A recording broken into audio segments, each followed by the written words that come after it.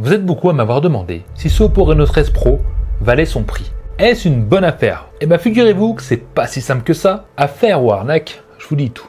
Première claque visuelle, peut-être pas sur cette couleur-là grise. 7,55 mm d'épaisseur. Un poids plume de 195 grammes. Cet Oppo Reno 13 Pro est une véritable œuvre d'art. Mais, et ça c'est abusé, l'évolution esthétique, niet. Toute la série 13 se ressemble. Je trouve Oppo beaucoup plus discret sur le design que ses modèles précédents. Et c'est dommage. Par contre, on est sur une œuvre d'art de sobriété, extrêmement bien finie, cadre en aluminium, dos en verre, c'est du premium. Mais attention, on est quand même sur un dos glissant, donc une coque serait pas de trop. Malheureusement, il vient prendre un petit peu les traces de doigts. Bon, j'ai la couleur grise, d'ailleurs j'ai la couleur la moins jolie. On a une version plume qui change un peu de couleur, voilà, qui est bling bling, que j'adore. Mais Oppo m'a envoyé une version grise sobre. Je dis pas que c'est moche, je dis juste que c'est pas mon style. Mais n'hésitez pas à me dire en commentaire si vous préférez cette version-là, noir grise, ou la version plus bling bling. Enfin bref, c'est pas ce qui va marquer le plus sur ce smartphone, c'est sa certification. D'ailleurs, comme toute la série 13, et c'est vraiment le top. IP66, IP68, IP69, il résiste à tout. À l'eau, à la poussière, dans les piscines, en montagne, sous la pluie. Et il a même une option pour prendre des photos sous l'eau. Bah oui, c'est logique. En tout cas, ils l'ont mise. Et croyez-moi, c'est mieux que du IP67 qu'on peut trouver ailleurs. IP69, c'est la vie. C'est plutôt... Je vais laisser un peu de côté cette esthétique et on va parler de cet écran parce qu'il a quelque chose de particulier. On a une sorte de petit écran incurvé mais léger, hein, c'est du petit 2D, tu vois. C'est un écran OLED de 6,83 pouces, FHD+. Bien sûr, il dispose de 120 Hz adaptatif, de 60 à 120. J'aurais aimé avoir du LTPO. Pour ce tarif, faut pas pousser quand même, c'est le minimum. Je pense que c'est pas une surprise pour vous, on est sur un écran magnifique. C'est un plaisir pour les yeux. Les contrastes, les 1 milliard de teintes, on a des couleurs magnifiques, bien équilibrées, pas trop flashy, mais il y a un mais, on est limité en extérieur avec une luminosité de 1200 nits au maximum. C'est pas au pic, mais ça reste quand même petit. Il pourra monter au pic à 2000 nits, mais 1200 nits, c'est lisible au soleil, mais c'est pas ultra confortable. À la plage, où il y a vraiment beaucoup de lumière. Et bien sûr, une protection d'écran Gorilla Glass 7i, résistant aux rayures. Comme je vous l'ai dit au début, on est sur un smartphone qui a des défauts, des qualités, et on va passer cette fois-ci à un défaut pour moi, et qui l'est pas à la fois, ça va dépendre pour qui en fait, c'est son processeur. On a un processeur puissant, attention. MediaTek Dimensity 8350, couplé avec 12 Go de RAM. Donc en utilisation de tous les jours. TikTok, Instagram, montage vidéo, photo, ça suit largement, il n'y a pas de latence.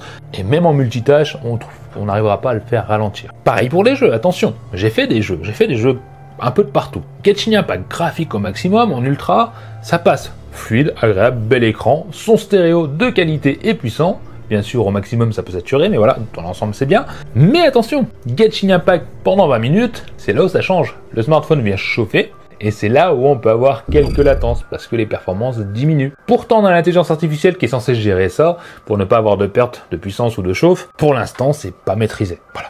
Du jeu, ça ira, graphique au maximum ou du gaming intense, ça ira, mais avec cette chauffe et des fois des petites pertes de performance, bon, c'est pas optimal, quoi. Pourtant, en scorant tout dessus, on monte largement au-dessus de 1 million, donc c'est quand même un smartphone très performant. J'ai même réussi à avoir de la chauffe au niveau de l'appareil photo, d'ailleurs c'est juste derrière là, la plaque, après avoir filmé 10-15 minutes non-stop, voilà, je sentais que ça commençait à bien chauffer. Par contre, une mise à jour Oppo peut corriger ce problème, sans souci. Donc c'est pour l'instant. D'ailleurs, côté mise à jour, parlons du logiciel, parce qu'on est sur ColorOS 15, Android 15, et Oppo veut des smartphones qui durent. Donc il propose 5 ans de mise à jour Android et 6 ans de mise à jour sécurité. Autant dire qu'on est tranquille pendant longtemps. L'interface est jolie, l'interface est personnalisable, l'Always On Display personnalisé, etc. Bon, ça a son style, j'aime beaucoup ColorOS, mais voilà, il y a des applications préinstallées dessus. À l'époque, Oppo ne faisait pas ça. Là, c'est arrivé. Ok, ça permet de faire des smartphones plus puissants, moins chers, etc. Mais ok, on peut les désinstaller rapidement. Voilà, faut supprimer les applications, c'est pas impossible. Mais c'est chiant. Quand je m'exprime dans un smartphone, c'est pas du premium, mais bon, j'ai pas envie de trouver ça. Ce qu'il met pas mal en avant aussi, ce Oppo, c'est l'intelligence artificielle qu'il propose sur la série 13. D'ailleurs, toute la série, c'est ça qui est bien. Il n'y a pas de téléphone bas de gamme, pas d'intelligence. Non, là, sur toute la série, il propose de l'intelligence artificielle et qui peut être très utile. Celle que je préfère le plus, c'est l'option résumé IA. En gros, on a un texte super long, on n'a pas envie de s'embêter à le lire. Voilà, l'option résumé, ça résume tout ça et c'est pratique. On a la parole IA aussi qui va lire à notre place. Après, on a plein d'options sur les photos. On a aussi le AI Studio qui permet de faire des posts. Je me connecte. Voilà, je me suis déconnecté, je me rappelle plus de mes passes. Les aléas du direct. Hein. Et tu peux tout faire. Tu peux remasteriser ta photo, tu peux faire un dessin animé de toi.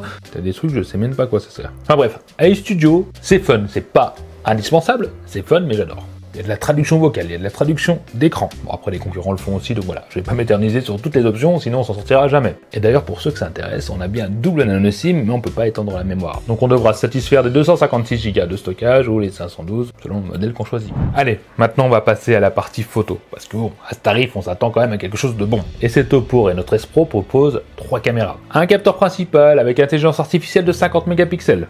C'est celui qui nous intéresse. Malgré tout, on a un téléobjectif de 3,5 de 50 mégapixels. Pour les photos zoomées, les bokeh, etc., c'est top. Et un ultra grand angle de 8 mégapixels que je vais bouder. Non, pas assez. Moi, ce que j'ai retenu sur les photos, c'est que c'est à la fois bien, à la fois moyen. Dans l'ensemble, j'aime le rendu des couleurs. Le contraste est trop prononcé, les parties sont trop sombres à certains endroits, mais cet effet de profondeur dans les photos, j'ai trouvé ça remarquable. Que ce soit les nuages, les personnes, etc. On a vraiment une sensation d'effet d'immersion 3D, je dirais presque, avec des bonnes couleurs. Après, il faut aimer la signature Oppo, mais moi j'aime bien. Donc oui, dans l'ensemble, c'était bien, mais j'arrivais parfois à faire des photos moins jolies ou avec moins cet effet de profondeur, je sais pas. L'intelligence artificielle parfois gère très bien, d'autres fois un petit peu moins, mais dans l'ensemble, le rendu était plutôt agréable.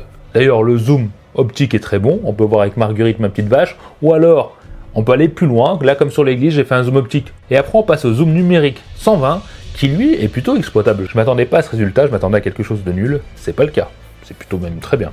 Pour les photos de nuit, j'ai été bluffé, voire surpris. Je m'attendais à quelque chose de bien, mais pas à cet effet de profondeur, un peu comme les photos de jour, j'ai pas eu de contraste, voilà. De nuit, c'est aussi bien que de jour, et généralement, bon, quand on passe de nuit, on se dit, bon, hein, pas pousser mémé dans les orties, et ben là, je l'ai poussé.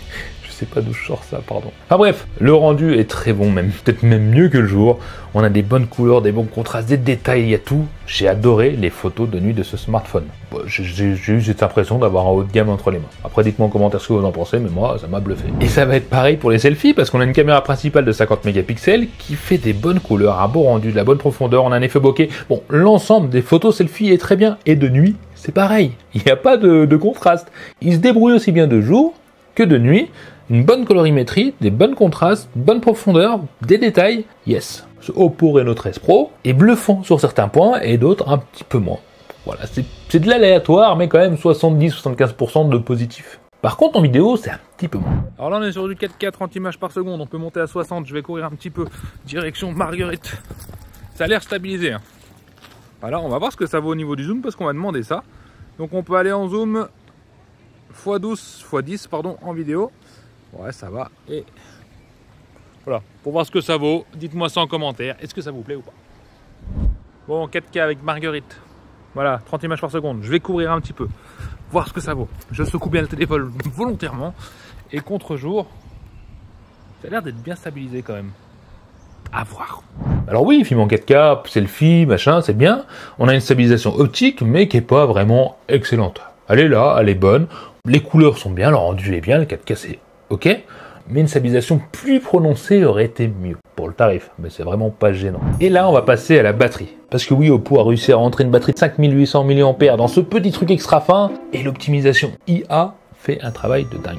L'autonomie est monstre, 2 jours obtenus, et en utilisation correcte. C'est juste bluffant, Oppo a fait très fort là-dessus, l'optimisation est très réussie, on a une très bonne batterie, et en plus on a de la charge rapide. Alors oui, il n'y a pas le chargeur dans la boîte, maintenant ils font tout ça, mais charge SuperVOOC de 80 watts, 70% chargé en seulement 30 minutes, et charge complète en moins de 50 minutes. Mais pas de charge sans fil sur la version française. Alors ça c'est dommage. Alors pour qui il est fait ce Reno 13 Pro, qui n'est pas parfait? J'ai envie de dire pour les personnes qui aiment la sobriété et l'efficacité. Clairement, des photos de famille, le week-end, la nuit, etc., il va suivre, il est là pour ça.